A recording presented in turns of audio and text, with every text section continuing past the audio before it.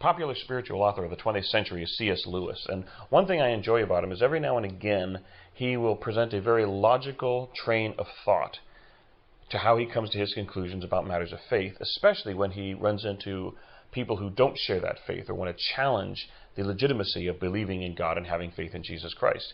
He presents a very logical and sometimes methodical, step-by-step reasoning as to why it is very realistic to be a person of faith and quite unrealistic to not be a person of faith.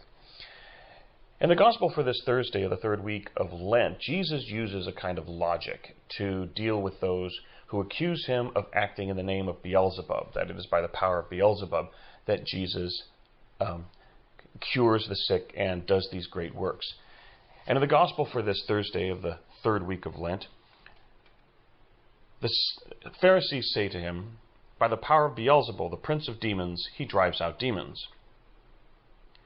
But he knew their thoughts and said to them, "Every kingdom divided against itself will be laid waste, and house will fall against house. And if Satan is divided against himself, how will his kingdom stand? For you say that it is by Beelzebul that I drive out demons. If I then drive out demons by Beelzebul, by whom do your people drive them out? Therefore they will be your judges. But if it is by the finger of God that I drive out demons, then the kingdom of God has come upon you." What Jesus is basically giving is good news and better news in response to what the scribes and Pharisees are accusing him of in driving out demons in the name of Beelzebub. Now, obviously, we know that it was by the power of God. But Jesus is basically using the logic of their accusations against them. Well, if it's by Beelzebub, good news. Satan is divided against himself and is now the beginning of his downfall. But if it's by the finger of God and the power of God that I drive them out, it's even better news, because the kingdom of God is at hand. That's what this means. And so he didn't get discouraged by baseless comments made against him and his actions. He took what they said and logically said, hey, if it's your way, it's good news. But if it's by the finger of God, it's better news. And so Jesus refocuses what they are saying to the good news that he came to bring about, and that is ultimately the end of the power of evil in the world.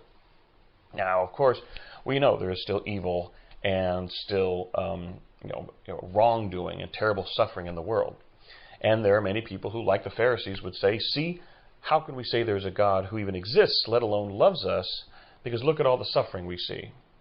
Well, it is not by the power of God or the lack of the power of God that we see evil still flourishing in the world. It is because of other people bringing about this evil, other people doing harm. Evil exists in the world because we allow it to, by our turning away from the standards of the gospel. We are called to show compassion for those who suffer that evil, but also to see the presence and action of that evil in a particular light. Yes, there are people who suffer, and we as followers of Christ walk with them, and in some cases we have a sacrament that blesses them. Yes, there are people who are victims of terrible injustice at the hands of other human beings. But therein lies the reality that there are some people who still do not turn to embrace the gospel that Jesus calls us to, but rather let us not be discouraged by that, any more than Jesus was discouraged by accusations and statements regarding him. But rather let us see in that reality that there is suffering in the world, that there is still work that needs to be done, and we are those instruments. So yes, there are bad things in the world. For us, that's good news, because we still have work that needs to be done in fulfillment of Christ's command.